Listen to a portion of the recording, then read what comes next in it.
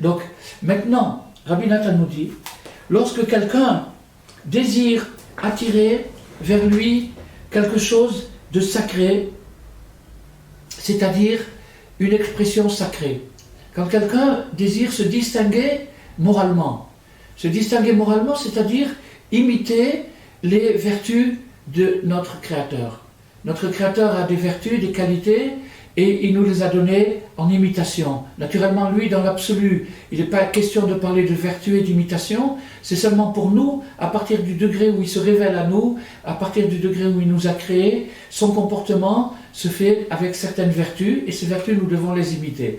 Donc si quelqu'un désire attirer à lui ce comportement, avoir un comportement divin,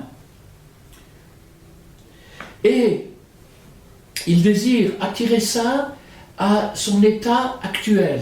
Il se trouve dans un état X. En ce moment, il se trouve dans un état moral, physique, humain, X. Il est dans cet état-là, et c'est là où il veut attirer quelque chose de sublime. Il désire quelque chose de mieux, plus de justice, plus d'amour, plus de rigueur, plus de tout, s'améliorer sa condition spirituelle. Mais alors il faut l'attirer à soi, parce que pour l'instant, il n'est pas tellement dans la spiritualité. Peut-être que grâce à ça, grâce au fait qu'il arrivera à attirer quelque chose de spirituel et de sublime à lui-même, peut-être qu'il arrivera à retrouver sa pureté.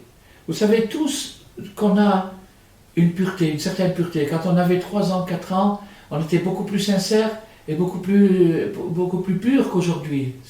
Le temps fait les choses et nous aussi on les aide à se faire. Et donc on arrive petit à petit à perdre son innocence. Donc maintenant, si quelqu'un veut revenir à cette innocence, à cette pureté de l'enfant, ou d'une période de sa vie où il a fait l'expérience de quelque chose de pur, d'innocent, et il voudrait retourner à ça, il a une nostalgie, il a un désir de retourner à ça. Alors, Rabbi Nathan nous dit, le pouvoir est entre vos mains, à chaque instant que vous le désirez. Le pouvoir de retourner à votre innocence, de retrouver votre pureté, il est entre vos mains à chaque instant que vous le désirerez. Même si votre état actuel est lamentable.